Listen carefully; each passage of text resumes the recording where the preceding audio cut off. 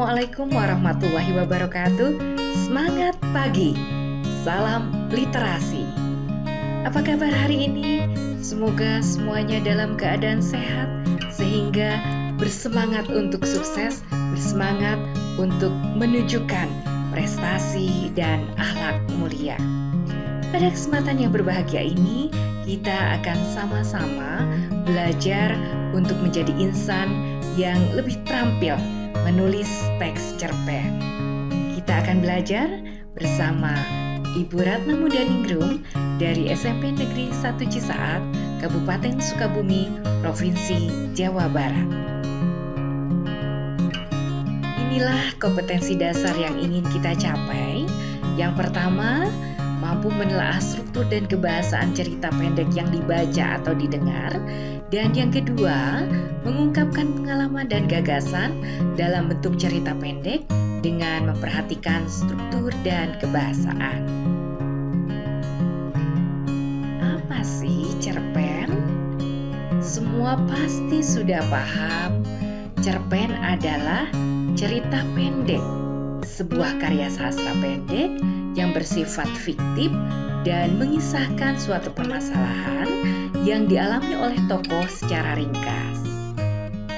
Ciri-ciri cerpen: pertama, panjang karangannya kurang lebih 3 sampai dengan 10 halaman, atau batas maksimalnya tidak lebih dari 10.000 kata.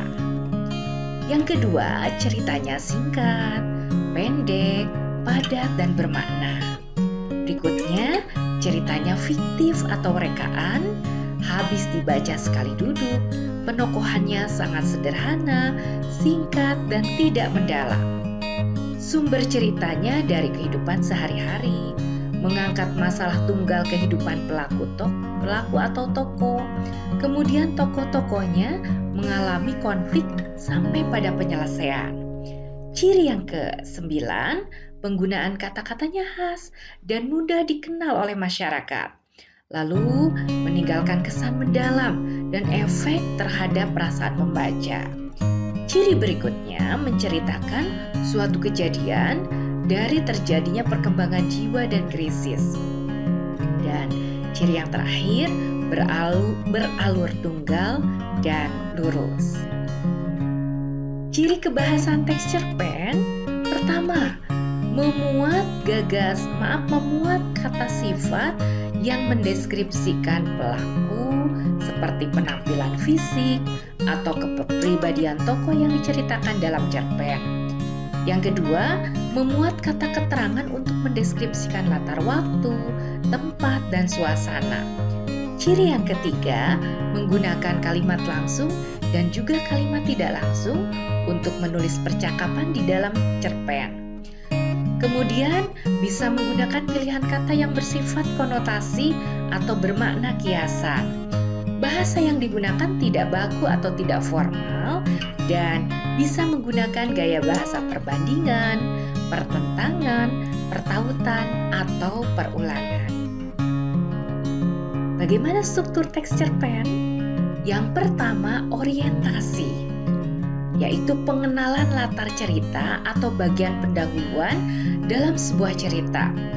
Bisa pengenalan sifat tokoh, tempat terjadinya peristiwa, atau pengenalan suasana dalam cerita.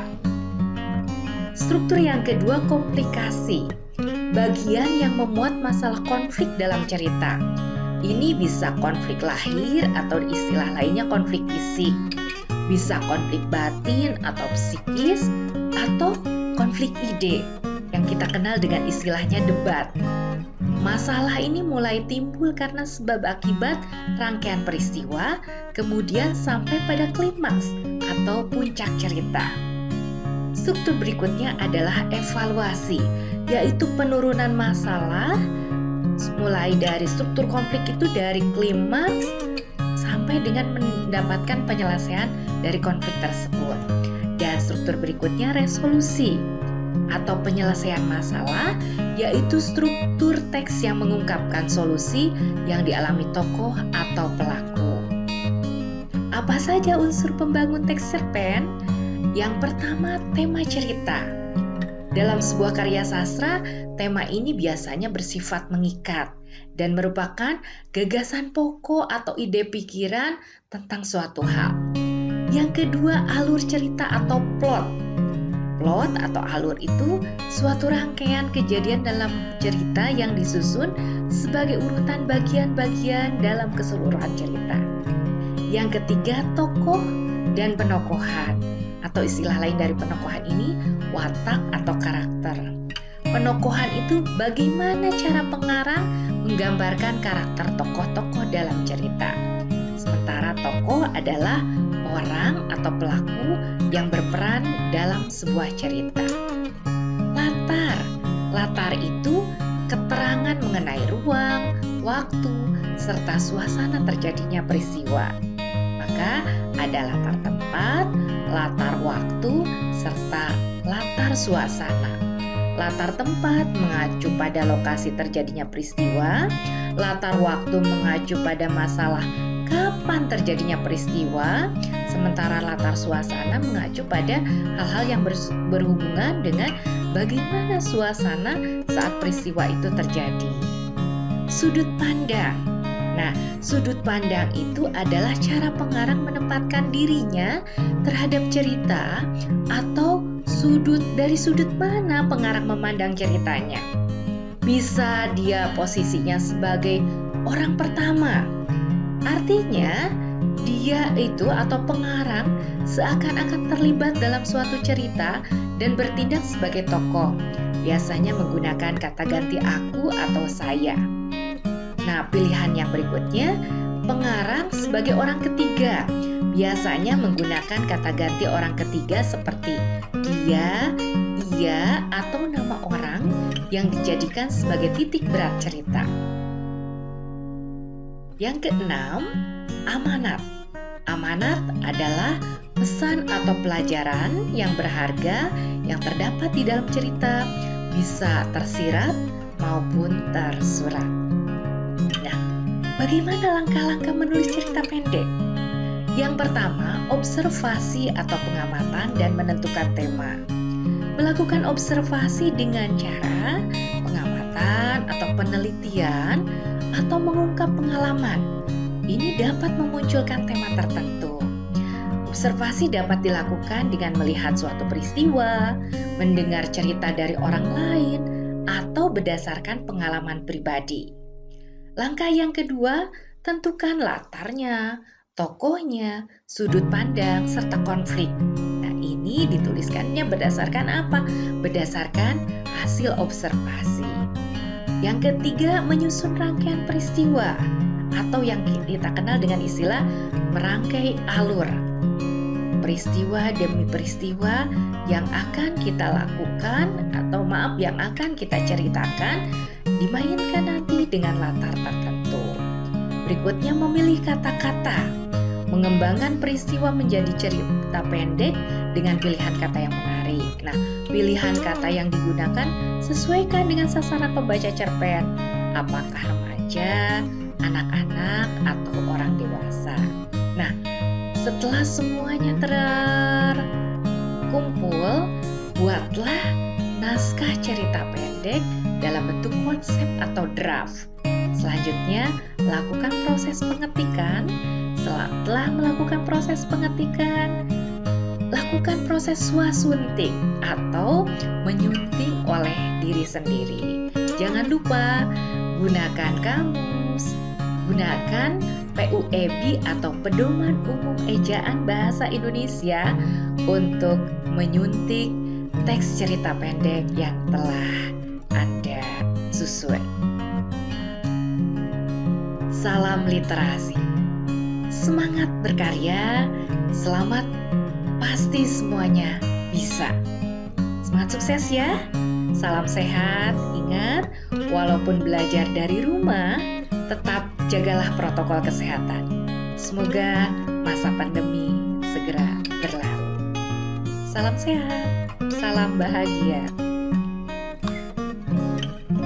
Para sahabat literat yang hebat, ada tantangan yang harus ditunjukkan untuk memenuhi kriteria bahwa Anda telah paham tentang bagaimana terampil untuk menulis teks cerpen. Pertama, buatlah cerpen berdasarkan peristiwa yang telah dilihat atau didengar atau dialami selama belajar di rumah pada masa pandemi COVID-19. Cerpen ditik dalam bentuk Word dengan huruf Times New Roman ukuran 12, spasinya 1,5, ukuran kertas A4, batas margin kiri 4 cm, atasnya 3 cm, kanan 3 cm, dan batas margin bawah 3 cm. Jangan lupa tulis titi mangsa penulisan cerpen yang memuat tempat menulis cerpen di mana, tanggal berapa, bulan apa, dan tahun berapa. Pada akhir cerpen, lengkapilah dengan biodata singkat dan foto close up penulis. Cerpen yang bernilai lebih dari 80 akan dibukukan atau dikirimkan untuk mengikuti sayembara penulisan cerpen yang berhadiah menarik. Kapan batas akhir pengumpulan cerpen? Ibu ingatkan, pengiriman cerpen lebih cepat, lebih baik. Cerpen dikirimkan melalui pos L smpnegeri1cisaat@gmail.com dengan nama file cerpen, tanda hubung nomor presensi, tanda hubung kelas, tanda hubung nama. Contoh, cerpen, tanda hubung 01, artinya nomor yang ada pada daftar hadirmu adalah 01, tanda hubung 9A. Ingat, penulisan kelas itu dengan menggunakan angka Romawi X yang menunjukkan kelas. Tanda hubung alias, artinya nama kalian. Semangat sukses untuk semuanya. Tidak ada siswa yang tidak bisa, semuanya pasti bisa. Ingat, karya yang terbaik adalah karya asli milik sendiri, bukan karya orang lain, apalagi karya yang sudah terpublikasikan. Apa yang kau lakukan menunjukkan siapa dirimu, bagaimana akhlak atau karakter muliamu. Salam sukses untuk semuanya, salam literasi. Semangat pagi, wassalamualaikum warahmatullahi wabarakatuh.